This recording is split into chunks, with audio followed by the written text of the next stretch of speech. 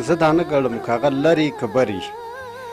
چې هغه افغانان یو پښتانه یو مسلمانان یي که هغه د پاکستان یو که د دې ځای ډېر وروڼه پړسېدلې تر لایبې وړه ډاکټران ټېسټونه او لا وکړي وو چې دې د اپرېشن کاروي ته ماشومه دې بیماره ده په لړزان یې په تکلیف یې ځکه چې اولاد دی ته پکې څه وې زه دغه وایم چې زه دا نه ګڼم که هغه لرې که بري چې هغه افغانان یو پښتانه یو مسلمانان یي که هغه د پاکستان یو که د دې ځای بس ما د دغه زما د لور علاج دې وکړي که زه د ولږې مړ شم هم خیر دی خو چې زما دا لور خدای روغه کړي قسم دې رزق نشته چې ما بله شپه ګرده خرڅوله په خدای راځي چې دې ښځې زه رامنې کړم ښځې زه رامنې کړم ویل که ته مړ شې موږ به څه کوو که موږ مړه شو خیر دی ته به هم پال کړي زه د ډېر زړه د درده ما د بېګانه شپې والله چې زما د بېګانه شپه زما د زړه نه وځي چې ما د دې لور سره تکلیف تېر کړی خو دا د دې ورونو ته زه سوال کوم مینت ورته کوم چې خیر دی چې کوم سرمایهدار یاستئ او کوم شتمن یاستئ الله درکړي زه په دې خپله غریبۍ شکر وباسم خو زما د دې لور علاج لپاره چې څه کومه کوم د وسې کېږي ما سره یې وکړي چې الله به رڼا راولي الله به د مشکلاتونه حل کړي موږ ستا دپاره ګزارش یو ځل وکړلو بیا موږ د عوامو ته ګزارش کوو په دې کې داسې خلک شته چې هغه الله والا خلک دي لکه حوصله به نه بیلې همت به نه بیلې دا ستا لور د الله تعالی پیدا کړې ده الله تعالی یې تا نه اوس په یو سیکنډ کې ما غستی شي او الله تعالی دله په یو سیکنډ کې صحت هم ورکولی شي خو دا راته ووایه پوه شولې چې بچی دی ده د بچی د لاسه په تکلیف یې او که نه یي خامخا د ځناور چې ځناور دیم د خپل بچي درد نشي برداشت کولی موږ خو شکر الحمدلله انسانان یو دا ماته په دې کټ کې پرته یي چې کله په دې تکلیف وي نو زموږ په دې ټول کور تکلیف وي زه یم چې یا الله د دغې درد او د دغې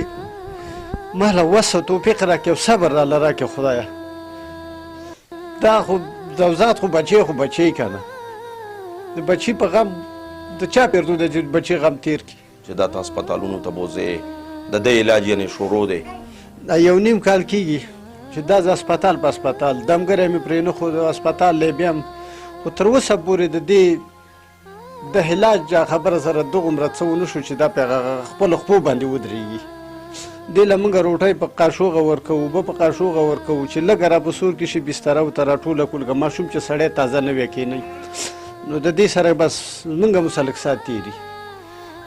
او بس نور خپله غریبي کوم 500 400 روپۍ راوړم چې همدې لی زه ورکړم زه یم بچی دا ته ونیسه ځان سره یې کېږده چې د دې په داړه لښی چې موږ هم سره ډښی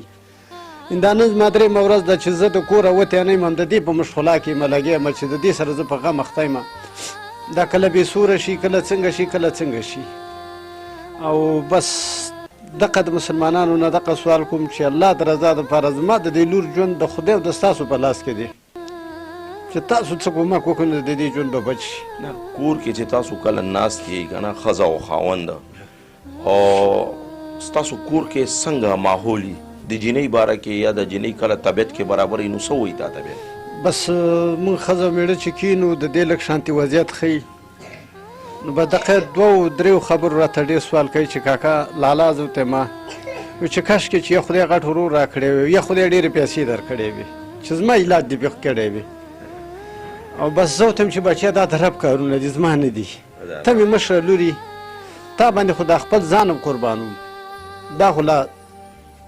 دا خبره سره ګردې دي او بس چې دا لږه را په سور کې نو زموږ هم سره ډېر ښه ساعت تېري ډېر ساعته مو سره جوړي بس ښځه هم راته وایي چې بس خیر دی نیمه دی نیمه دی نه چې دا په سکون کې قسم دی چې موږ بېګا ګوره مور او بچو او ما په والله او په بالله چې په سمه تېله چې د شنیچي سره موږ ډوډۍ خوړلې ده هاو ډاکټرانو دې کور وداني موږ سره ډېر په ښه اخلاق چلیږي ډېر په نرمه ژبه رسه چلیږي د ډاکټرانو موږ ته بار بار دا چې څه د وسې کېږي هغه هم را سره کوي ولې بعد د هغې نه خو چې بس یو څه د وسې نه کېږي او د هغوی بعد د هغه نه بهر نو بیا موږ ته وایي چې وروره د دې دا علاج موږ سره نه کېږي دا راته وایي چې دا نور کم بچي دي دا الحمدلله ټیک دي ټول اوس همدغه لور مې ده دا چې دا ما پرون اینا ټیسونه یې راسه پراته دي دا مې بولې د دې درد شو ما څه قسم دی چې دومره روپۍ نه وه چې ما دې له دارو راخیستې نه پارچې همداسې پرتې دي نو دا نن درېیمه ورځ ده چې په کاټ کې پروت دی په والله کې به 1 روپۍ ما سره چې زه دا بوځم ډاکټر لودي له یو هغه د سر درد ګولۍ وله راکړي. په کور کې مې وړه نشته، چا نشته، بوره نشته، د بجلۍ بل راپسې، د کور کرار راپسې، بیمار را سره دی. بس دغه خدای تمتمه ده او دې مسلمانانو ورونو تمتمه ده که څه کومک را سره وکړي. به دغه حالات دی زموږ وروره، او په دغې باندې بس د الله نه راضي و شکرګزار یو.